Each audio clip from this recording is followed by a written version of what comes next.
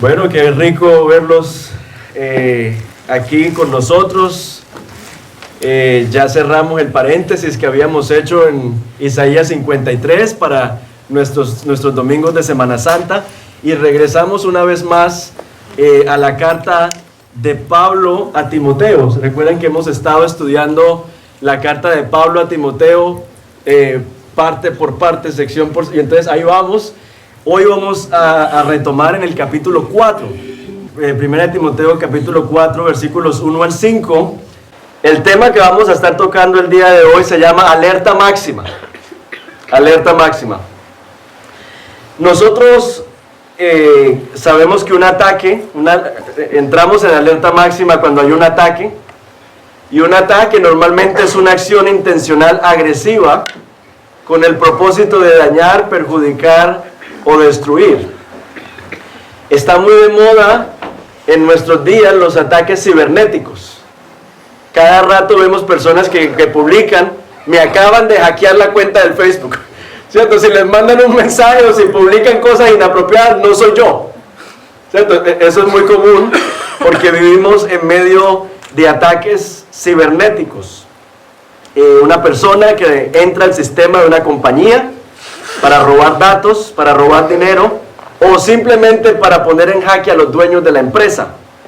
Ha habido ataques cibernéticos a la NASA, al Departamento de Seguridad de los Estados Unidos y a nuestro Facebook. Estos ataques cuestan millones de dólares para ser reparados. Entonces un hacker es una persona temida precisamente por esa astucia que tienen de robar información y meterse en nuestros perfiles. Ahora pensemos en esto del hackeo con respecto a la iglesia. La iglesia ha estado siempre bajo ataque y es muy fácil identificar, por ejemplo, cuando la iglesia ha estado bajo persecución, la han tratado de silenciar o exterminar. Pero hay un ataque que no es tan visible como la persecución. Hay ataques que llegan de forma silenciosa y sutil, así como los ataques cibernéticos. No los vemos llegar.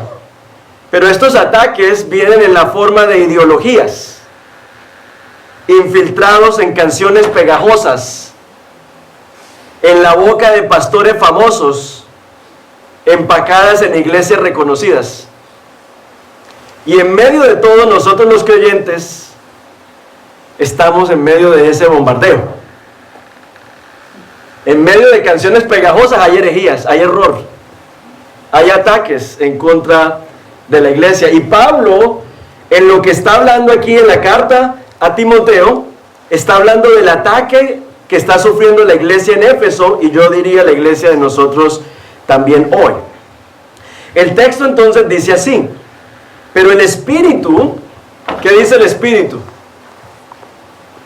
Dice más o menos el Espíritu, no, dice claramente el Espíritu, que en los últimos días, en los últimos tiempos, algunos apostatarán de la fe, prestando atención a espíritus engañadores y a doctrinas de demonio, mediante la hipocresía de mentirosos que tienen cauterizada la conciencia, prohibiendo casarse y mandando abstenerse de alimentos que Dios ha creado, para que con acción de gracias participen de ellos los que creen y que han reconocido la verdad.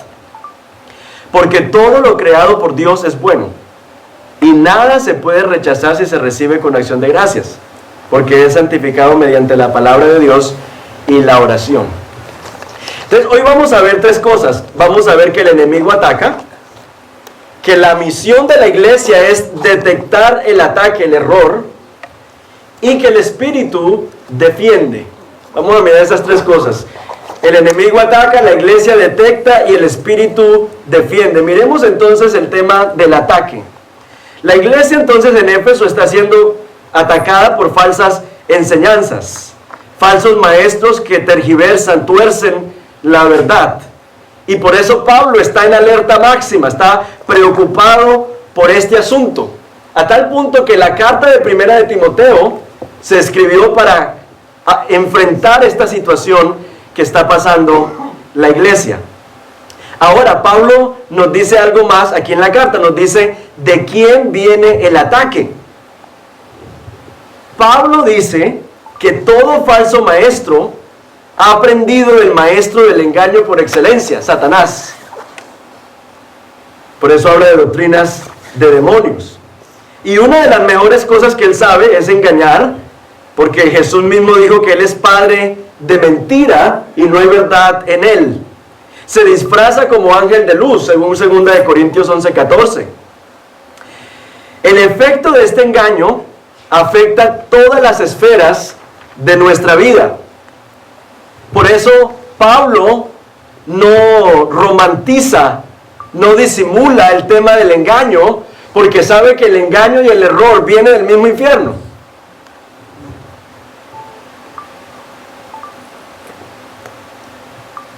Satanás, como el mejor de los hackers, ataca de manera silenciosa, a la distancia. Pero lo que busca atacar es el sistema de pensamiento de la iglesia, el sistema operativo, ¿cierto? El hacker busca llegar al sistema operativo. La herejía, el error, busca llegar a nuestro sistema de pensamiento. El mejor ejemplo que tenemos de hackeo lo encontramos en Génesis 3. La conversación que tiene la serpiente con Adán y Eva, ¿cierto? Ellos estaban programados de una manera para servir, adorar a Dios, vivir en pos de Dios, y viene un hackeo a su sistema de pensamiento en donde la bondad de Dios es cuestionada y confrontada. ¿Cómo que Dios os ha dicho? E inmediatamente trató de hacer un hackeo al sistema de pensamiento de Adán y Eva. Es muy curioso que en el huerto del Edén, lo que hace Satanás es decir, cuestionar los límites que Dios puso, ¿cierto? Entonces, siembra dudas sobre los límites que Dios ha puesto. Claro que pueden comer del árbol, coman del árbol que Dios, ¿cierto? Que Dios ha puesto ahí. Pero aquí en el texto de 2 de Timoteo, vemos lo contrario. Vemos que no es cuestionando los límites, sino poniendo límites que Dios no ha puesto. ¿Sí se dan cuenta? En el Edén es quien dijo que Dios puso ese límite. Y aquí es donde Dios no ha puesto límites, están poniendo límites. Porque están diciendo que está mal el tema de comer los alimentos, que hablando de las relaciones sexuales, cuando el sexo dentro de una relación de pacto está permitido. Y los falsos maestros entonces quitan los límites que Dios ha puesto y ponen límites donde Dios no los ha puesto. Cuestionan los límites que Dios ha puesto y ponen límites donde Dios no los ha puesto. La iglesia está siendo atacada grandemente en nuestros días. Pensamos, por ejemplo, en el relativismo moral. No hay verdad absoluta, no hay moralidad universal, cada persona es libre de definir su propia verdad. Y muchos de nuestros jóvenes saben que ciertas cosas son pecado, pero no son capaces de tener posturas firmes frente a los demás. Dicen como no, cada quien verá lo que hace, si eso le hace feliz, yo no tengo que opinar sobre ese asunto, porque en nuestra cultura el día de hoy, el único pecado es ser intolerante frente al estilo de vida de los demás. Es el único pecado. O sea, ¿qué es lo único que está mal en nuestra sociedad hoy? Que usted no esté de acuerdo con el estilo de vida de otro. Eso es el único pecado de nuestra sociedad. El resto todo es permitido, todo es aplaudido, todo es aceptable. Por otro lado, otra manera de hackear nuestro sistema de pensamiento es con el tema del hedonismo. ¿Y qué es eso de hedonismo? El hedonismo es la búsqueda del placer y la satisfacción personal como el objetivo principal de la vida. Y entonces la meta de la vida es el placer, y por eso viajamos hasta 5 veces fuera del país y no nos es suficiente. ¿Cierto? Y y es que ahorita en julio voy para Grecia, y en septiembre me voy para Turquía, y en noviembre me tengo que ir antes de que me vaya el último rayito de sol, me voy para España. Y es como una búsqueda insaciable, ¿cierto? De placer, de evadir cualquier situación que ponga sobre nosotros presión. Y esto lo que produce, ese hackeo en nuestro sistema de pensamiento, produce gente insatisfecha por todo, que a nada le encuentra sentido, porque el placer es el objetivo de la vida. Esto otro que nos han vendido, que el materialismo, yo soy lo que poseo, y entonces vivimos cambiando de dispositivos electrónicos, metiéndonos en deuda, pasando tarjeta, para estar en lo último, una esclavitud que genera eso, y eso es como producto de un hackeo, de una manera de pensar que se ha metido en nuestro sistema de pensamiento, que nos lleva a gastarnos lo que no nos podemos permitir y a vivir de una manera que se sale de nuestras posibilidades. Uno que yo he visto recientemente es la distorsión de lo que es la iglesia. Creer que la iglesia es opcional, o que no es importante en mi relación con Dios.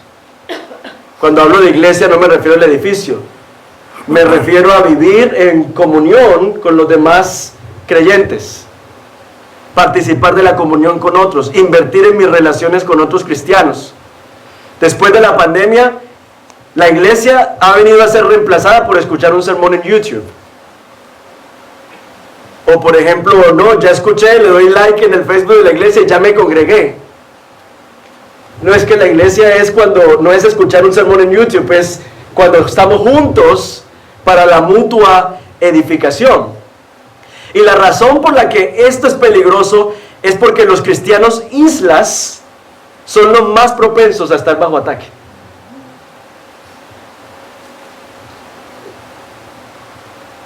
Yo me preguntaba cuando estudiaba esto, yo no entiendo por qué la verdad de Dios nos cuesta tanto vivirla, y la mentira tiene una capacidad de hackearnos, pero yo digo, pero ¿qué pasa?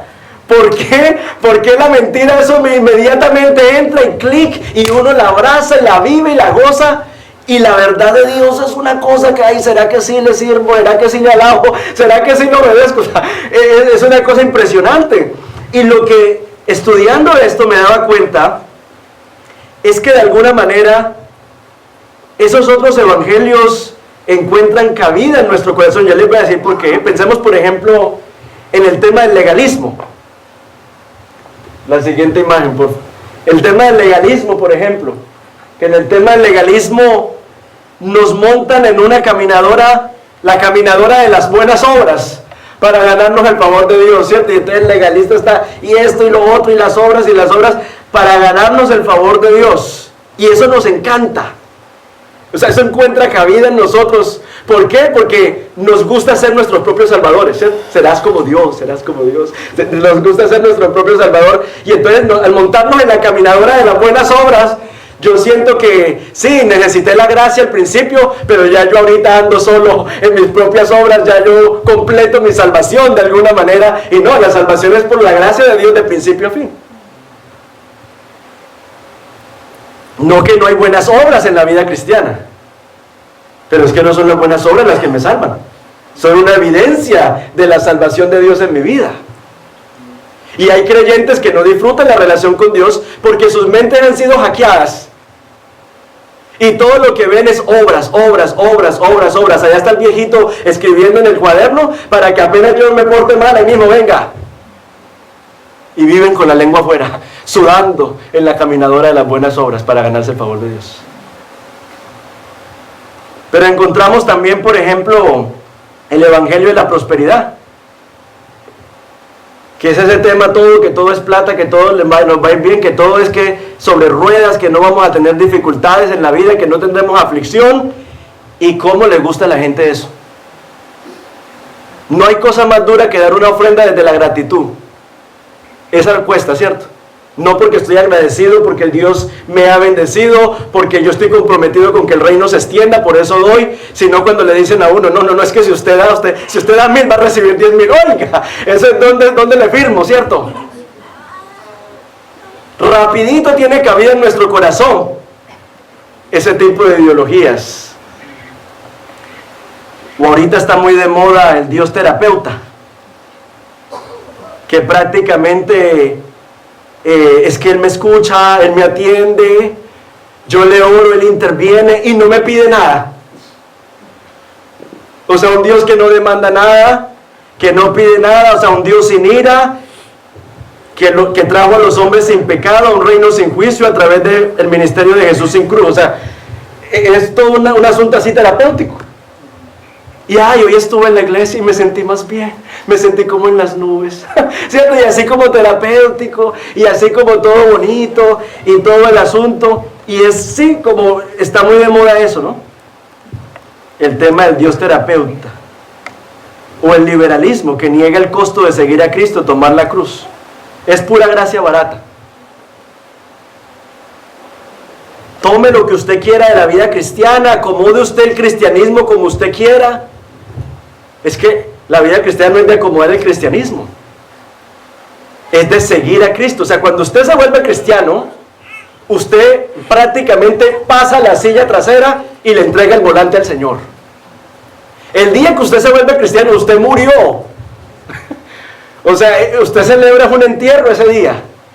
Un entierro a su voluntad, un entierro a sus prioridades, un entierro a sus propias opiniones. Sus propias opiniones no cuentan. Porque ya usted vive, es para vivir conforme a la voluntad de Dios. Pero miren el hackeo tan tremendo que hay dentro de la iglesia. Por eso personas que no tienen compromiso con Dios, que no quieren caminar con Dios, que están así como en ese mundo terapéutico. ¿Por qué? Porque hemos sufrido un hackeo en nuestras mentes. Y yo creo que la razón por la que es tan fácil que entren estas ideologías es porque de alguna manera, recuerden que estas ideologías, dijo Pablo, que son demoníacas. Y el pecado entró al mundo a través de Satanás. Entonces, estas ideologías son parte del mismo veneno de Génesis 3. Encorvan al ser humano hacia sí mismo. Encorvan al ser humano hacia sí mismo. Todas estas ideologías nos encorvan hacia nosotros mismos. Yo soy el centro del mundo. Y nos hace a nosotros nuestros propios salvadores. El mismo veneno de Génesis 3 está empacado en estas ideologías. Y por eso, por el pecado que hay en nosotros, nuestro corazón responde a estas ideologías con mucha facilidad. Más que a la verdad de Dios. La verdad de Dios tiene que entrar, romper, mejor dicho, restaurar el software completo, ¿cierto? Restaurar el sistema operativo completo, porque hay virus. El ataque, el fin del ataque, pensando en por qué ataca Satanás, el asunto cuando Satanás nos ataca a nosotros, ataca la salud, ataca nuestras finanzas, no es vernos llevados, es vernos alejados de Dios. Ese es el punto. Porque puede ser que le quite la plata o le dé mucha para que usted se olvide de él y diga, ya no lo necesito. Pues el asunto no es que tengamos o no tengamos. El punto de los ataques es que abandonemos la fe.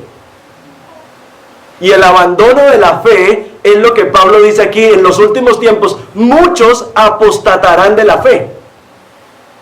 Esa palabra apostatar de la fe, o sea, un apóstata, es alguien que humanamente hablando en algún momento dijo, yo soy cristiano, pero luego cortó raíz con todo aquello que tiene que ver con la fe y se entrega al error.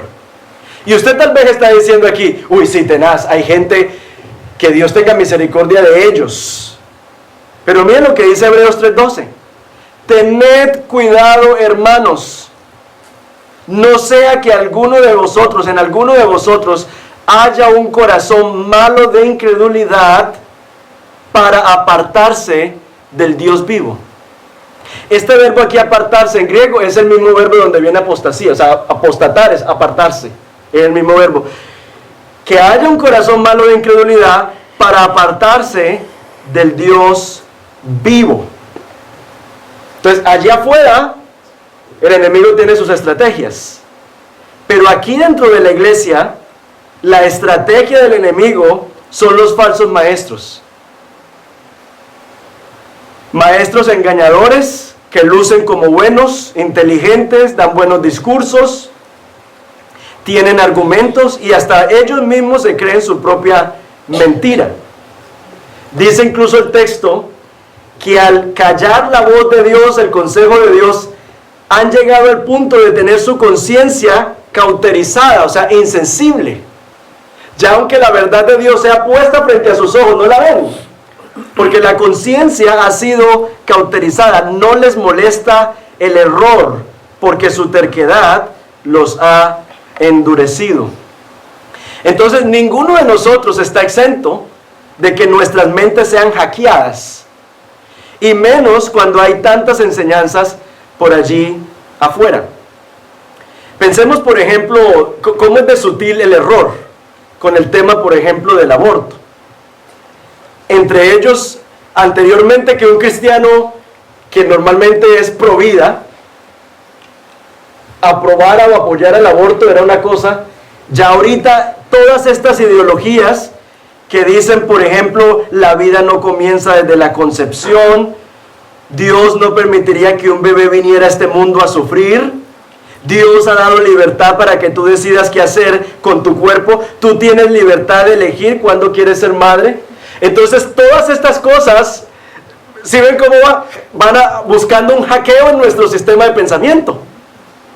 Al punto de que ya la gente dice, si es verdad que yo tengo libertad, es verdad que yo debo decir, es verdad que el cuerpo... ¿Sí ven cómo funciona? De manera muy sutil. Comenzamos nosotros a cambiar nuestra manera de pensar. Y cuando yo afirmo estas cosas, cuando yo digo que mi opinión está por encima de la verdad de Dios, ahí volvemos nosotros a Génesis 3. Cuando nosotros cambiamos la verdad de Dios por nuestra opinión, comienza el camino de apartarnos del Señor. Nadie niega la fe de un día para otro. Eso es algo que se cocina a fuego lento, con decisiones pequeñas que vamos tomando, que nos van apartando del propósito de Dios. Y con esto no estoy hablando de tener dudas, porque parte de caminar con Cristo, vamos a experimentar muchas veces lo que es la duda cristiana. Es decir, cuando estamos viviendo situaciones, ya sea por el sufrimiento, ya sea por circunstancias que pasan en nuestra vida, en donde uno no logra reconciliar la bondad de Dios con lo que uno está viviendo. Y cuando uno vive ese panorama en donde no logro reconciliar que Dios es bueno con mi realidad, entonces se va a generar algo que se llama la duda. Abraham vivió duda cuando el plan de Dios no parecía materializarse, ¿cierto? Y aunque con ayuda y todo al Señor, aprendió, aún en medio del error, a confiar en la palabra de Dios. Job fue otro personaje en la Biblia que sufrió mucho y le tocó reconciliar la bondad de Dios con la pérdida de sus hijos, la pérdida de sus posesiones y todo esto, pero aún así Job dijo, Señor, yo quiero que me des la cara y yo quiero hablar contigo. Vemos nosotros también a Tomás, que Tomás dudó, ¿cierto? Dudó acerca del relato de los apóstoles y pide pruebas. Y Jesús con paciencia le muestra sus heridas y le enseña a Tomás a creer en él. Cada uno de ellos vivió dudas. Como les decía, las dudas pueden ser resultado de decepciones, sufrimientos, el afán, el medio en donde vivimos, la cultura en la que vivimos, los ataques del tentador. La duda siempre va a estar. La pregunta es, ¿qué vamos a hacer con la duda? ¿Y dónde vamos a buscar las respuestas a lo que nos está generando duda?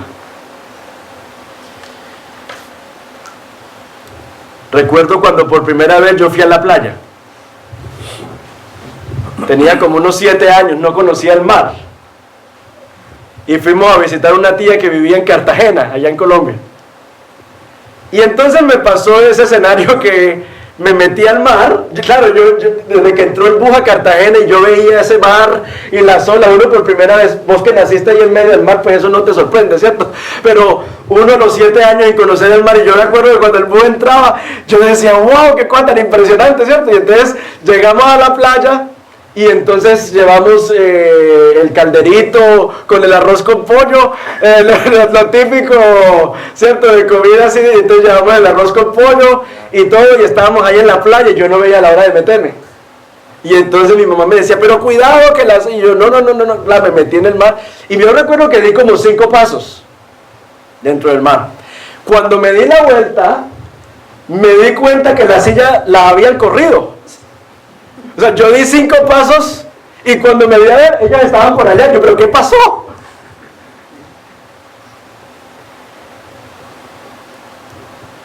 Ya me di cuenta que el mar tenía una influencia y que aun si uno se queda parado en el mar, así tú no te muevas, el mar te mueve.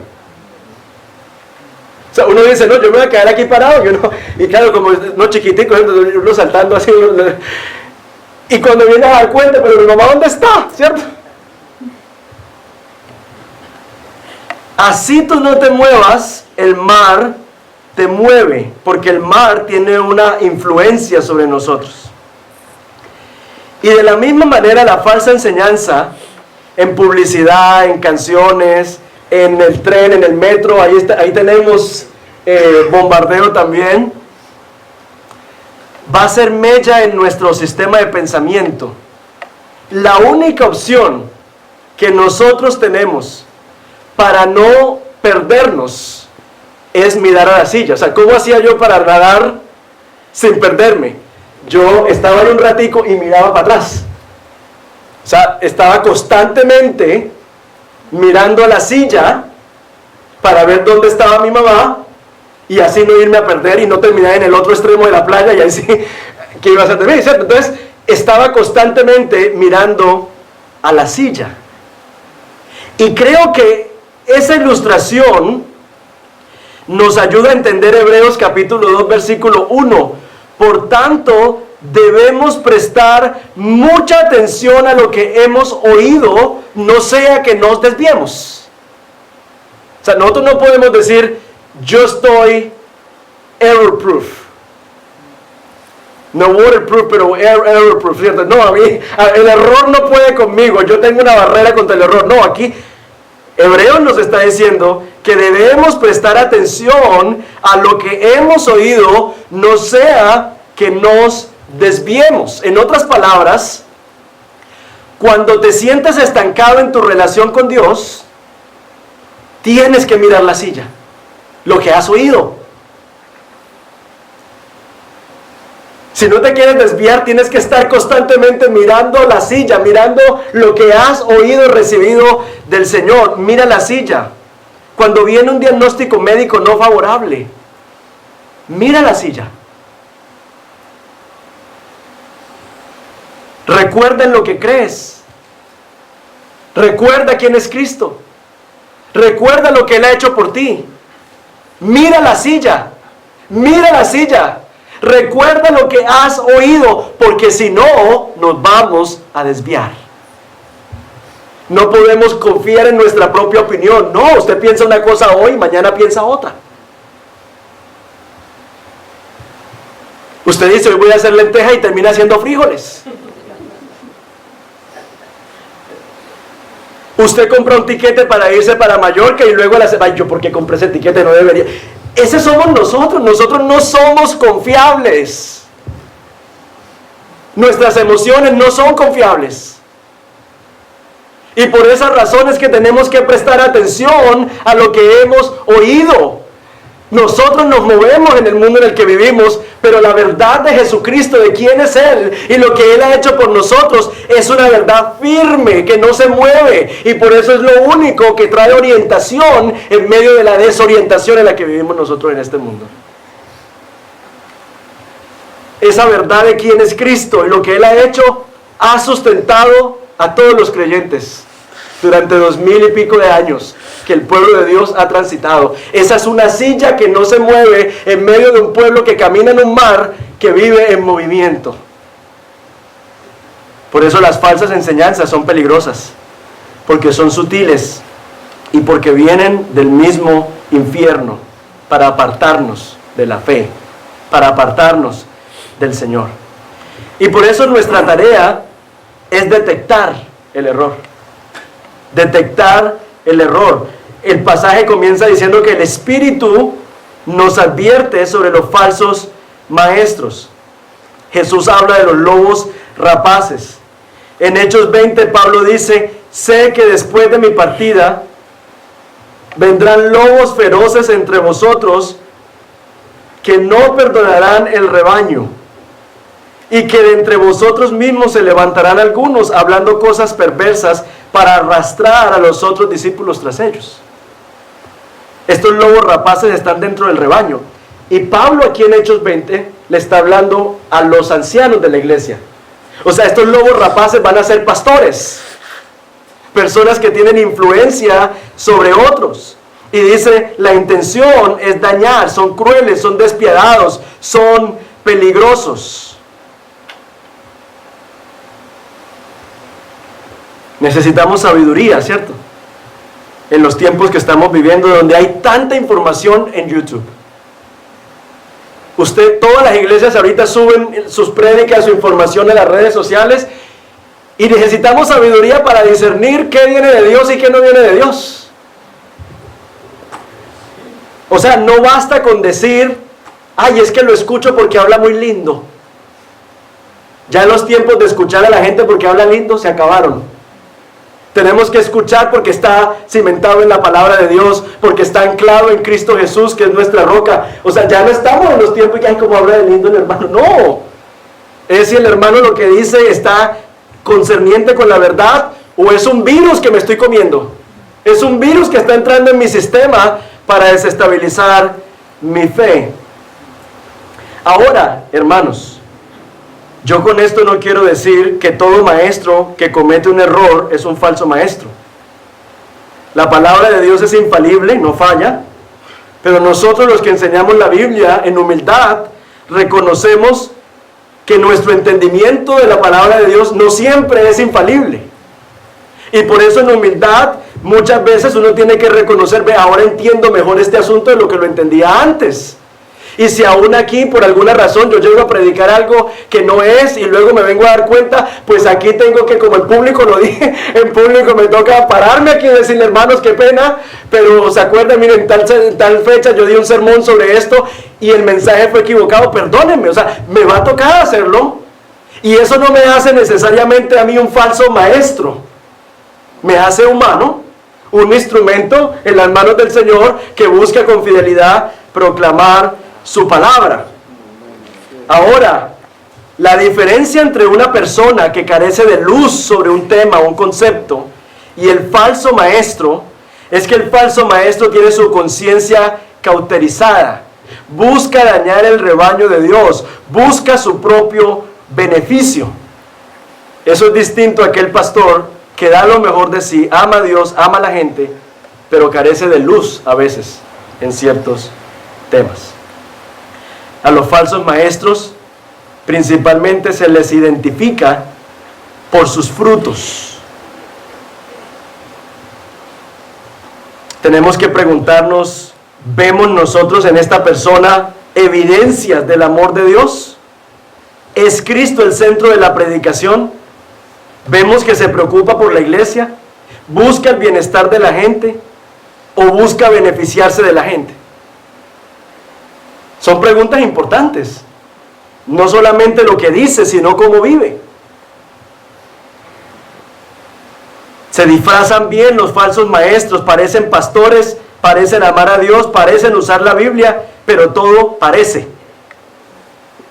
Una señal es cuando la persona se vuelve más protagonista que Dios mismo. Y por eso el sermón gira alrededor de cuando yo estaba y cuando yo tenía y yo hice esto y mire ahora lo que tengo. Y todo el sermón es pura anécdota y puras historias de lo que ha sido su vida. Uno no madruga en la mañana, saca a su familia de la casa para venir a escuchar las anécdotas de cómo el pastor le fue en la semana. Uno viene hasta aquí para escuchar el consejo de Dios, para escuchar la palabra de Dios.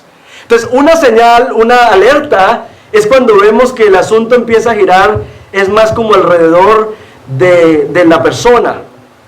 Su poder, su santidad, su conexión con Dios, sus disciplinas espirituales son centrales en la predicación. Si los manda los demonios o no los manda, si los ángeles se le duermen o no se le duermen, si esto o lo otro, ¿cierto?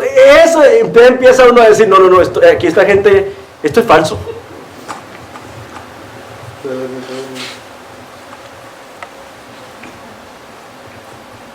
Cuidan la grey no por las ovejas, sino porque las ovejas, el número de personas que tienen, los rankea. Los pone en el ranking. Entonces por eso, en última, están pensando en sí mismos. Dirán cosas como: te lo mereces, es que tú eres un hijo del rey, tienes derecho, el rey no le niega nada a sus hijos, no fuiste llamado a ser cola sino cabeza, pelea por tu promesa, pacta por tu victoria. Y aquí nadie dice amén. Debe que andar desintoxicado, ¿no? No denuncian el pecado, no llaman a la gente al arrepentimiento, no te dicen que seguir a Cristo cuesta, no te animan a tomar la cruz y tampoco te ayudan mientras estás en sufrimiento, porque si estás sufriendo es porque no has dado o porque estás en pecado. Es puro triunfalismo, prosperidad, motivación personal, superación y todo fuera de Cristo. Pero si uno hurga un poquito más, se va a encontrar líos financieros, problemas de carácter, asuntos ocultos. Y uno se pregunta, ¿esta gente será que nunca leyó los requisitos para ser anciano? Por eso estamos predicando Primera de Timoteo. Porque es que ahí está, ¿no? Ahí está. Y uno dice, o sea, si fuésemos a pasar por el filtro de la misma palabra, mucha gente no estaría en el ministerio. Y muchas personas estarían protegidas de personas que en su ignorancia terminan atacando y afectando la obra.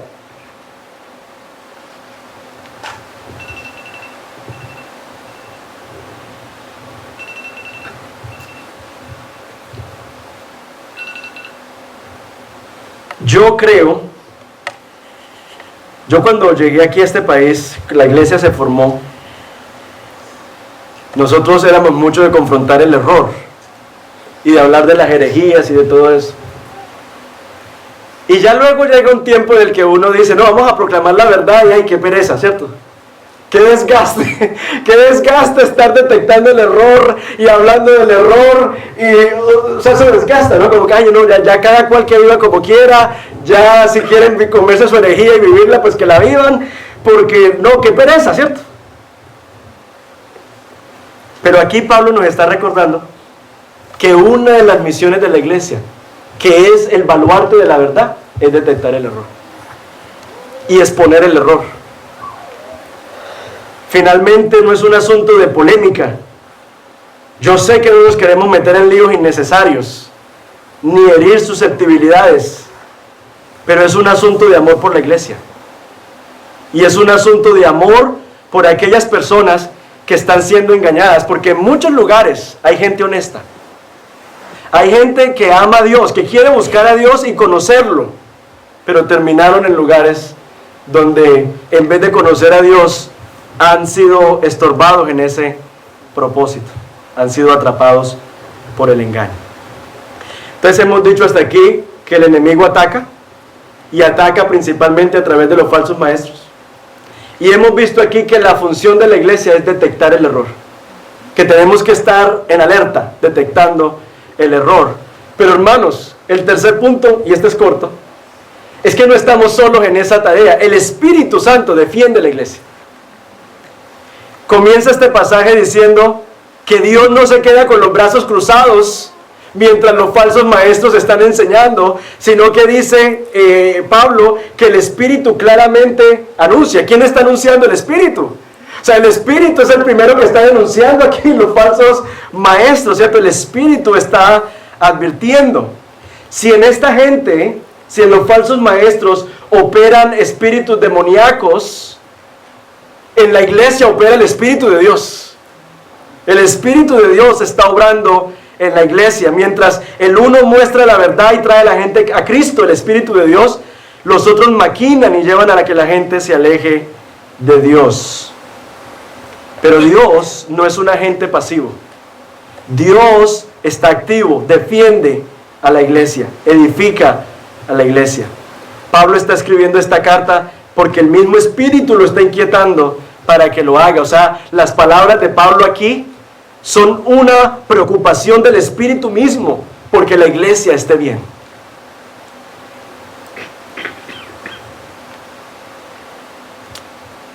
Vemos a Jesús que en su ministerio público señaló el error, denunció a los falsos maestros, a los escribas y fariseos los llamó hipócritas, sepulcros blanqueados, denunció a los mercaderes del templo por haber convertido la casa de Dios en un negocio.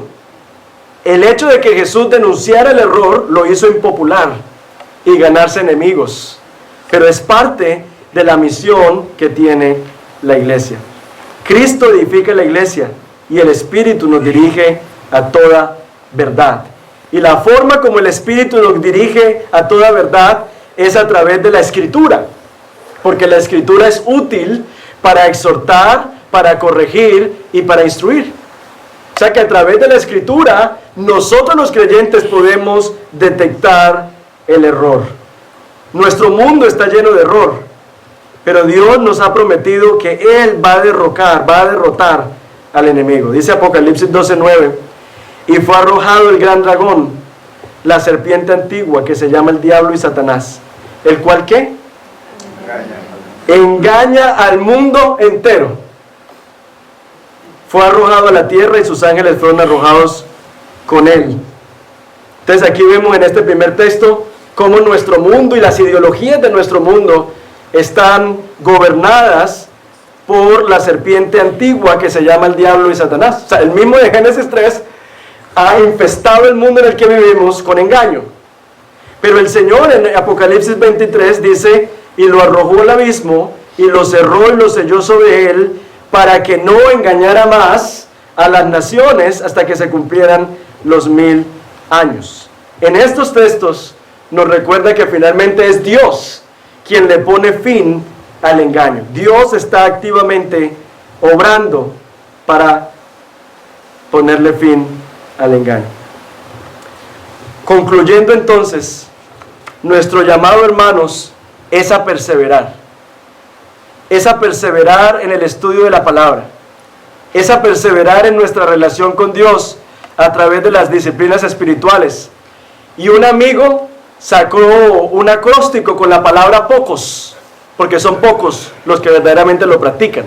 Entonces con la palabra pocos él sacó un acróstico: P por palabra, O por oración, C por comunidad, O por obediencia y S por servicio. ¿Cómo un creyente se puede mantener anclado y firme en la verdad del Señor siendo parte de los pocos? Palabra, oración, comunidad, obediencia y servicio. Sea, hermano, la invitación, sea parte de los pocos que viven sometidos a lo que Dios quiere.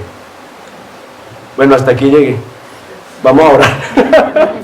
Muchos son llamados, pocos. Los llamados son pocos, ¿no? Pocos son los llamados. Muchos los llamados, pocos los escogidos.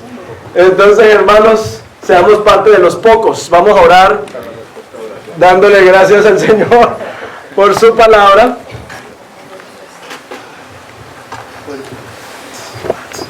Señor, te damos infinitas gracias porque nos recuerdas quiénes somos. Somos tu iglesia. Somos tus hijos. Somos aquellos que han sido redimidos por tu sangre. ¿Y para qué estamos aquí? Estamos aquí para ser un baluarte de la verdad, para detectar el error, porque a tu iglesia le ha sido dado el Espíritu y la palabra, para que a través de la palabra el Espíritu nos dirija y nosotros podamos detectar el error. Señor, yo te pido que nos ayudes a ser conscientes de que en muchas áreas nuestros pensamientos ya han sido hackeados. En muchas áreas nuestros pensamientos no están alineados a tu verdad.